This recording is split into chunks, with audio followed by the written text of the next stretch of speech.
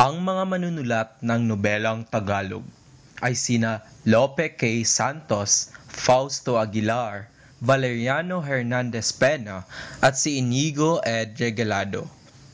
Bago natin sila isa-isahin, alamin muna natin kung ano ang ibig sabihin ng salitang nobela. Ang nobela ay nagsasalaysay ng higit na malawak na pangyayari sa maikling kwento. Binubuo ito ng kawili-wiling pangyayaring sumasaklaw sa isang mahabang panahon at hinabi ito sa isang mahusay na balangkas na nagtataglay rin ng tagpuan, mga tauhan, kasukdulan at pinakapangunahing sangkap ang pagkakalaban ng mga hangarin ng bayani sa isang dako at ng hangarin naman ng kanyang katunggali sa kabila. Kabilang sa manunulat ng nobela si Lope K. Santos. Siya ay tinaguriang ama ng balarila.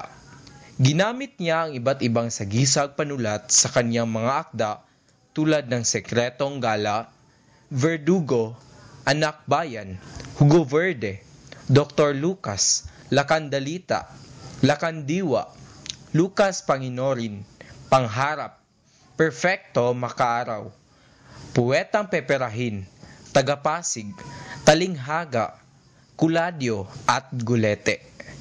Ang Banaag at Sikat ang tinuturing na obra maestra niya.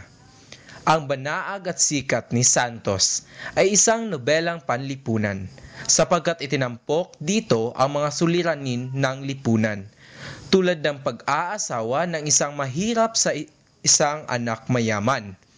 Ang Banaag at Sikat ay ang nobelang unang bumandila sa sosyalismo sa Pilipinas. Si Fausto o Faustino Aguilar, nagsulat ng pinaglahuan na naglalarawan ng masamang kalagayan ng paggawa, ang labanan ng mayaman at mahirap, ang busabos ng palad, ang itinuturing na pinakamagaling sa kanyang mga naisulat. Ang kanyang Nangalunod sa Katihan ay isang nobela ng pag-ibig. Ang Lihim ng Isang Pulo ay hinggil sa kwento ng isang raha nang dumating ang Kastila. Ito ay naglalarawan ng kagandahan, kadalisayan ng pamumuhay at pangingibig ng sinaunang Pilipino. Ang Sangalan ng Diyos ay nobela niyang laban sa relihiyon. Isa rin sa mga manunulat, si Valeriano Hernandez Pena. Kilala siya bilang Tandang Anong.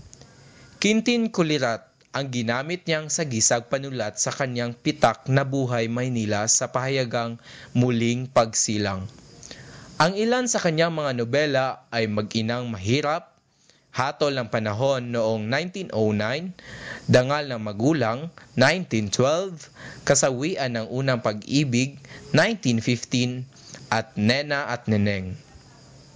Ang huling manunulat ay si Inigo Ed. Regalado, isa sa kinikilalang pinakamagaling na nobelista ng kanyang kapanahunan.